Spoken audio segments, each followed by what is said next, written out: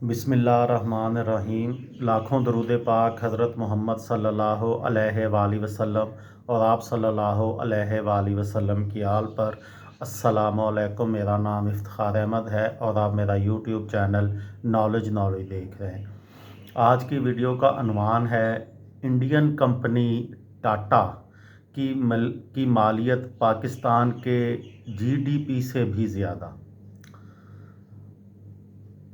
बचपन में एक कहावत सुनी थी कि इंसानों में नाटा, जूतों में बाटा और सामान में टाटा बहुत मज़बूत है। इसमें कितनी सदाकत है ये तो मालूम नहीं, लेकिन गुज़िश्ता दिनों इंडियन मीडिया में ये बात सामने आई है कि टाटा ग्रुप ऑफ कंपनीज़ की कुल मालियत 365 अरब डॉलर तक पहुंच गई है, जो कि उसे इंडिया की सबसे ताकतवर कंपनी तो बनाती ही है। साथ साथ इसकी मालियत पाकिस्तान की मजमूई कौमी पैदावार, जिसको जीडीपी कहते हैं, से कहीं ज़्यादा है।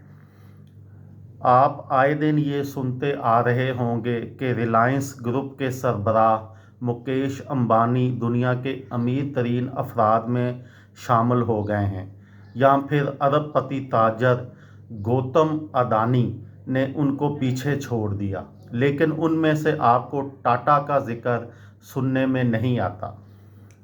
टेटली चाय से लेकर जैगवार लैंड रोवर कार और नमक बनाने से लेकर त्यारा उड़ाने और होटलों का ग्रुप कायम करने तक ज़िंदगी के मुख्तलिफ शोबों में टाटा की जलवागरी नज़र आती है।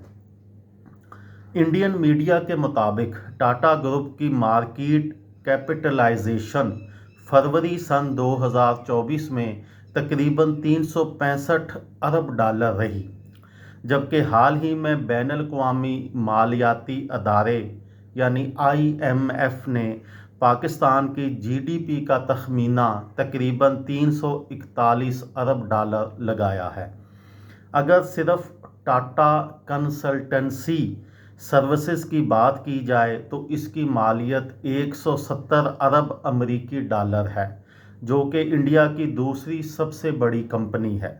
इसकी मालियत पाकिस्तान की मईशत का तकरीबन निस्फ है।